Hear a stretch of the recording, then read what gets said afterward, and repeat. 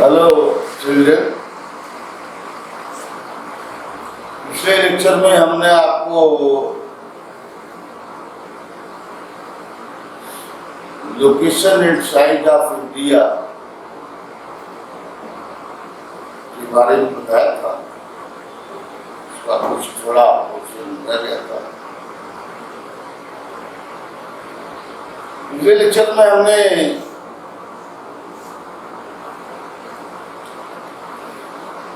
India के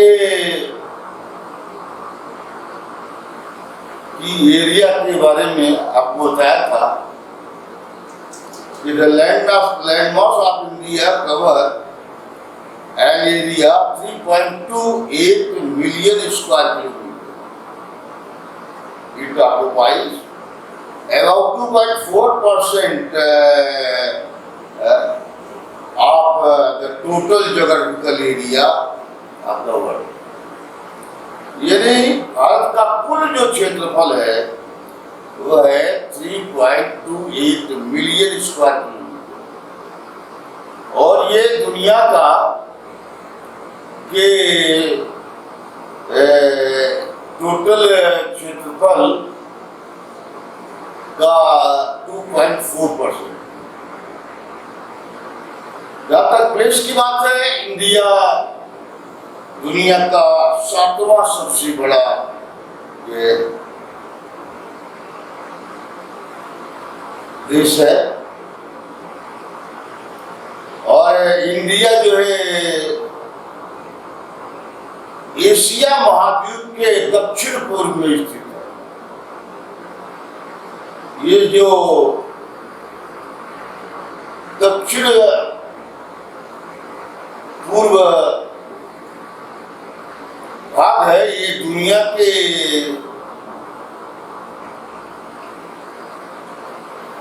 दृष्टि से काफी महत्वपूर्ण है। हम थोड़ा सा आपको फिर से लैटिट्यूड लॉन्गिट्यूड के बारे में लेते चलेंगे।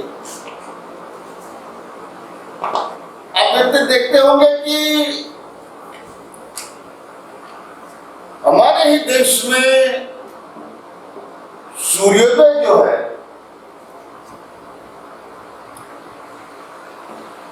अलग अलग स्थानों पर जो है अलग अलग समय में होता है। सेम स्थिति सूर्यास्त की भी है।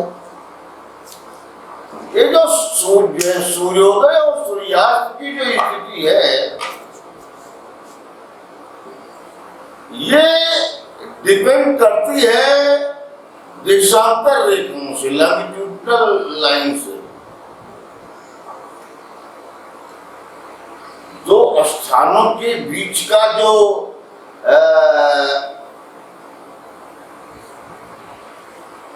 देशांतर रेखाओं की जो भिन्नता है, यह निर्धारित करती है सूर्योदय की।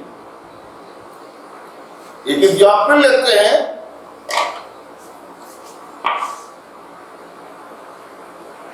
हमारे देश का ईस्टर्न पार्ट ये है अरुणाचल प्रदेश, और ये पोर्शन है जो आपको जैसे दिखाई देता है, ये एक्चुअली गुजरात है। आप देखें कि दोनों डायरेक्शन की दिशा दोनों जस्ट अपोजिट है। एक ईस्टर्न पोर्शन में है और दूसरा वेस्टर्न पोर्शन में है।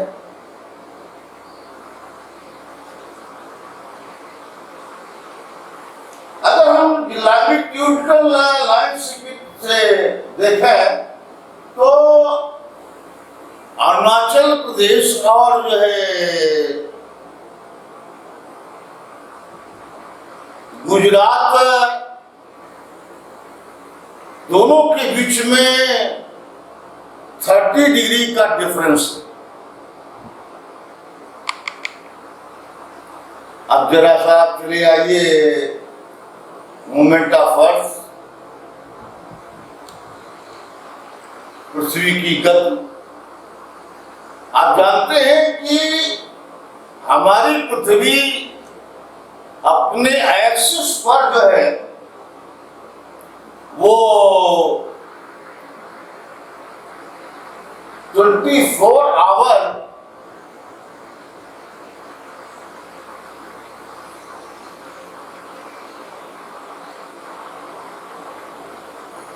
में एक राउंड पूरा करती है। एक लगभग है 24 घंटे में हमारी पृथ्वी अपने धुरी पर जो है एक चक्कर लगा लेती है। अगर हम ग्लोब के नॉर्थ पोल को देखें वो आपको एक पॉइंट दिखाई देता है जहां लिखा है नॉर्थ पोल।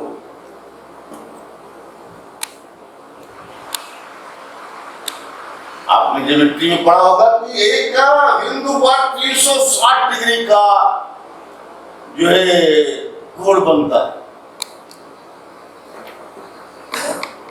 ये नहीं कहने का तात्पर्य है कि हमारी पृथ्वी 24 घंटे में 360 डिग्री राउंड करती है।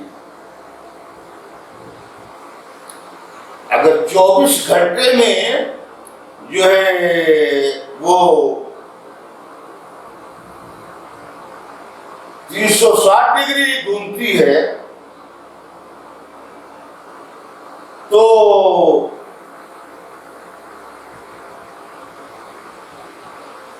दो देशांतर रेखाओं के बीच की भिन्नता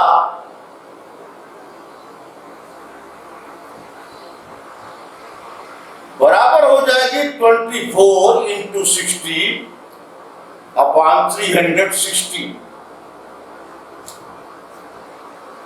24 इंटू 60 अपॉन 360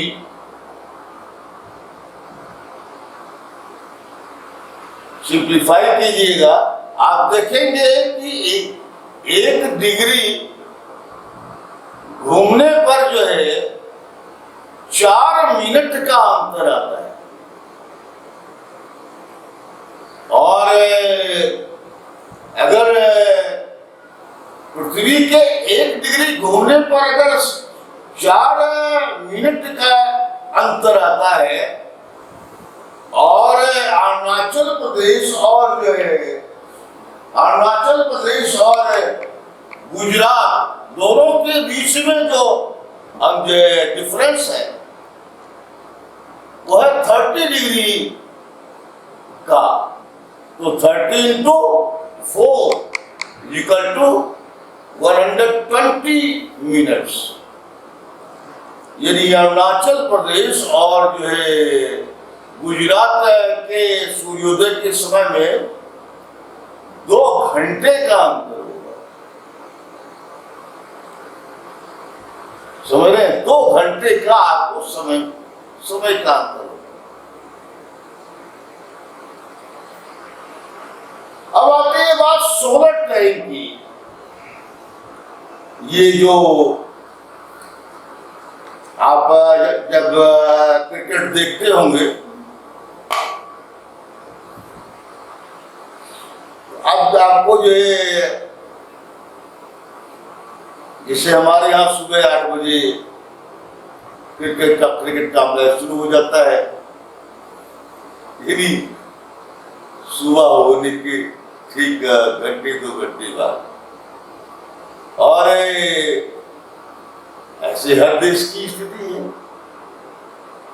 पता चलता है कि आप जब जो है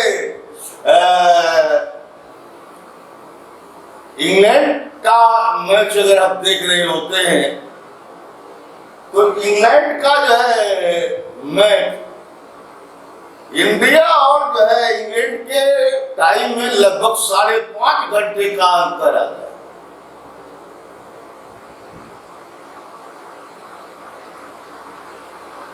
ये स्टैंडर्ड टाइम जो है ये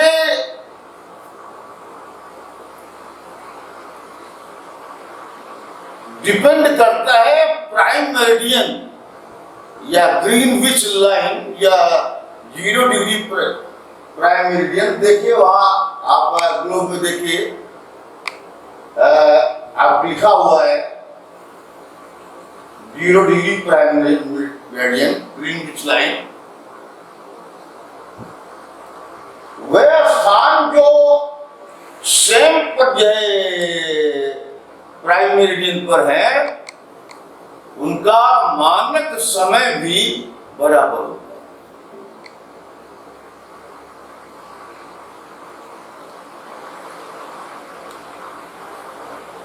जैसे इंग्लैंड जो है 0 डिग्री प्राइम मेरिडियन स्थित है। अगर उस हिसाब से हम गणना करें तो भारत का जो है जो स्टैंडर्ड टाइम है, क्योंकि वो हमारे उत्तर प्रदेश के मिर्जापुर जिले से निर्धारित होगा, जो 82 डिग्री 30 मिनट पर है। It is taken as the standard meridian and standard time for the whole country. ये पूरे देश का जो है एक मानक समय मिर्जापुर से निर्धारित होता है। एक्चुअली कहीं कहीं थोड़ा सा डिफरेंस हो सकता है, क्योंकि कहीं कहीं जो है इलाहाबाद को मानते हैं, कहीं मिर्जापुर को मानते हैं। तो इलाहाबाद और मिर्जापुर का जो डिस्टेंस है, ये डिस्टेंस कोई बहुत ज्यादा नहीं है, मात्र 72 किलोमीटर है। यानी कह लीजिए कि जो है इलाहाबाद और मिर्जापुर के बीच में जो है हमारे से जो है हमारे देश का स्टैंडर्ड टाइम निर्धारित होता है।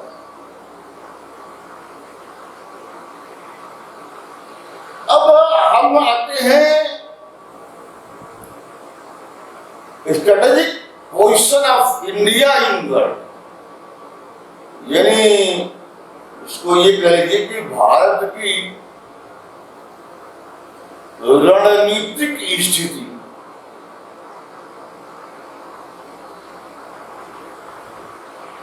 यानी भारत जो है कि भौगोलिक स्थिति दुनिया के जो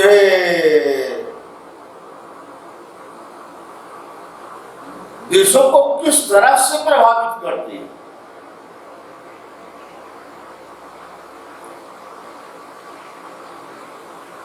आपको भी हमने पहले बताया था कि जो है इंडिया जो है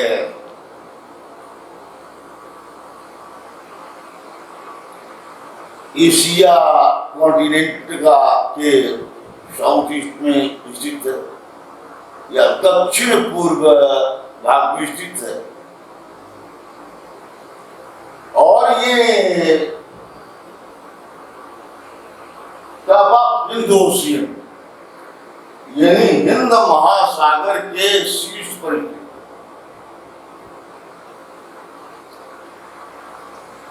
ये जो साउदर्न पार्ट ऑफ इंडिया है, यह इंडिया का लगभग पूरा जो ज्योग्राफिकल पोजीशन है, वो दुनिया के लिए काफी महत्वपूर्ण है।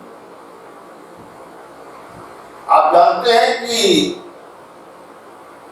भारत का दक्षिणी भाग एक पेनिनसुला है, ये एक प्रायद्वीप है। 3 ओर से घिरे हुए जल के भूभाग को हम प्रायद्वीप करते हैं। तो नीचे हिंद ओशियन है और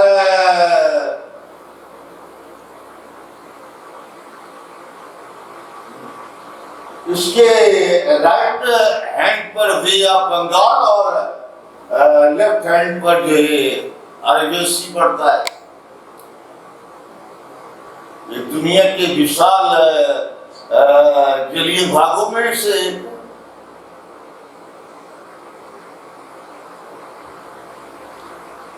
आपने पढ़ा होगा कि जो है 1498 में वास्को डी गामा ने भारत के समुद्री तट की खोज की थी। सबसे पहली बार वो जो है कालीकट पहुंचा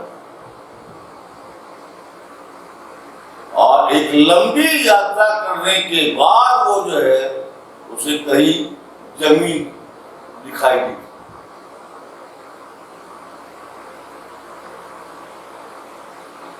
जब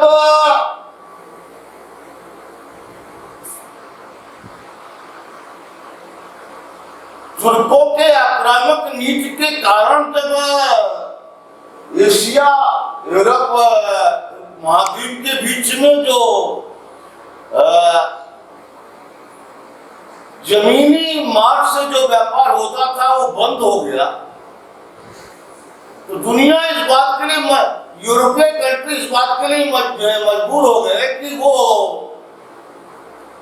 जो है किसी दूसरे रास्ते की खोज करे, क्योंकि कुछ दुनिया पर जो है तुर्कों का जो है कब्जा हो गया था। और 1498 में जो है वास्को डी गामा ने भारत की जो है जलीय मार्ग की खोज। ये जलीय मार्ग जो है काफी लंबा, चूंकि विश्व के मानचित्र में भारत की स्थिति इतना केंद्रीय है कि दुनिया से आने वाले जहाज जो एक भाग से दूसरे भाग की ओर जाते हैं, उन्हें कहीं ना कहीं तो रुकना पड़ता है, उन्हें ईंधन लेना पड़ता है।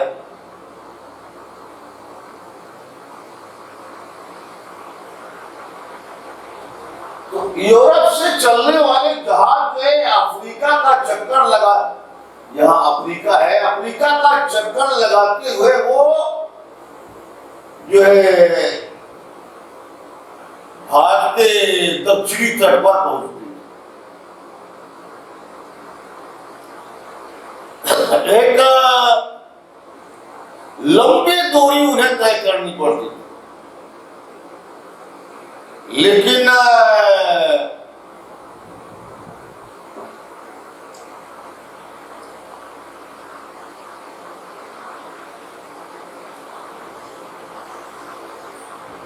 लाल सागर और भूमध्य सागर के बीच जब स्वेज नहर का निर्माण हुआ, तो ये जो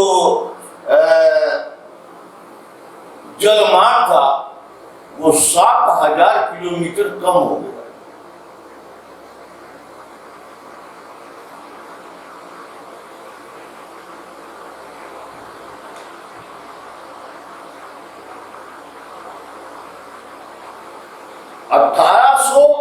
उनहत्तर में स्वेज नहर के बन जाने से जो है ये जो यूरोप और एशिया जो है एशिया या जो है इंडिया का जो डिस्टेंस था वो 7,000 किलोमीटर ये डिस्टेंस कम हो गया। अब आपको इसको अगर बुक में ही दिखाने की कोशिश करें, देखिए ये विश्व के मानचित्र में इंडिया है। यूरोप से चलने वाले जो जहाज जो है इस पूरी पृथ्वी का चक्कर लगा करके, ये साउथ अफ्रीका है, इसका जो चक्कर लगाते हुए ये यहाँ आपको ताजमहल दिखाई देता होगा, ये इंडिया का सिंबल है। भारत के दक्षिण तट पर पहुंचते थे जब सुएज कैनाल 1869 में इस्माइल पाशा और कुछ अन्य देशों द्वारा मिलकर के जो है इसको जब निर्माण हुआ, तो वह यूरोप से चलने वाले जहाज ये मेडिटेरियन ओशियन से होकर के और वह स्वेजनार और रेड सी से होकर के वो बड़े आसानी से भारत पहुंच जाते थे। और ये पूरा डिस्टेंस 7000 किलोमीटर का था और ये डिस्टेंस 7000 किलोमीटर कम हो गया। अब हम देखते हैं कि जो है भारत की भौगोलिक स्थिति विश्व के मानचित्र में अपना एक सबसे महत्वपूर्ण जो है स्थान। आप जानते हैं कि हमारे नॉर्दर्न जो है पार्ट का पूरा north east, north west and north का पूरा पोर्शन जो है हिमालयन माउंटेन्स चेन से जो है घिरा हुआ है। आपको ये भी पता होगा कि ये जो हिमालय की पर्वत श्रृंखला है, ये एक वलयाकृत पर्वत है, इसको फोल्डेड माउंटेन कहते हैं। और ये दुनिया की सबसे बड़ी ऊंची पर्वत श्रृंखला है।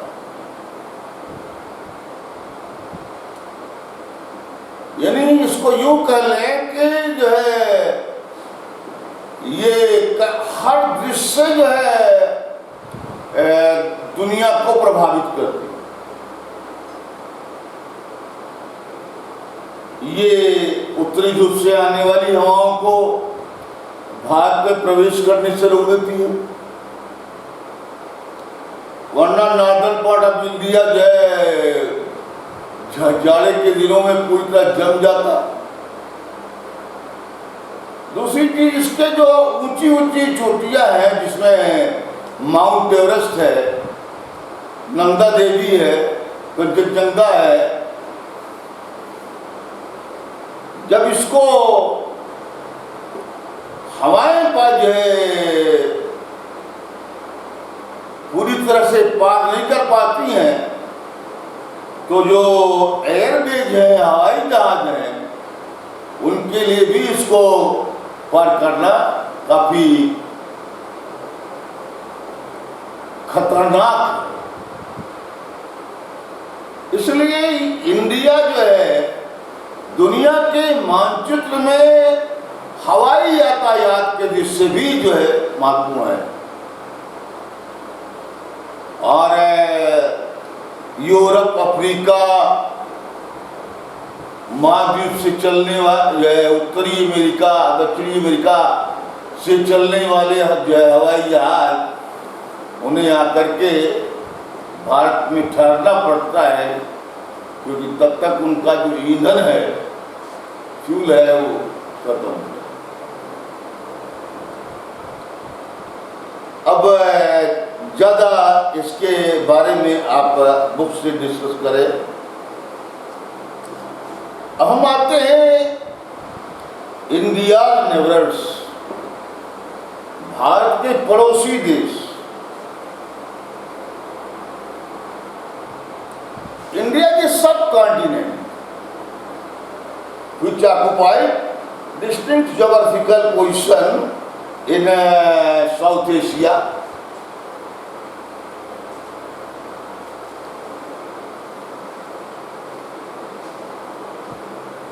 It has 28 states and 8 union territories.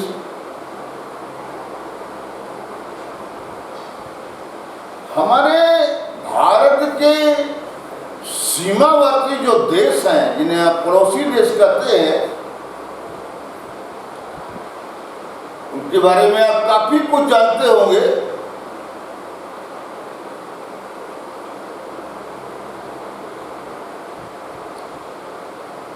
पश्चिमी सीमा पर पाकिस्तान है, अफगानिस्तान है,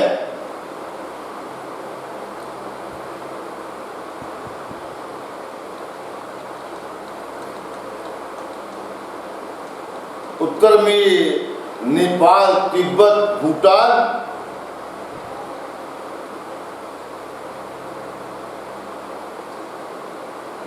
चीन और म्यांमार है।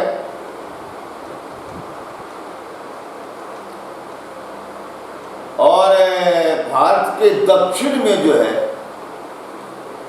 श्रीलंका स्थित है, जो एक आइसलैंड है, लगभग 99 या 100 किलोमीटर के डिस्टेंस पर श्रीलंका स्थित है।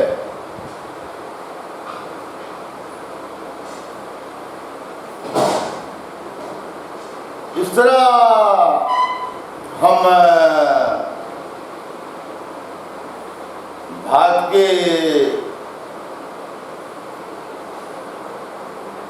की स्थिति और इसके आकार को देखते हुए हम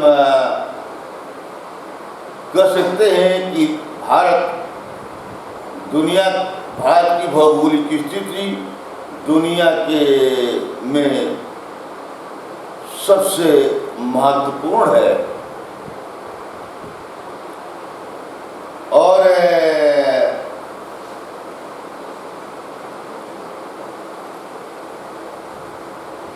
भारत की भौगोलिक परिस्थितियां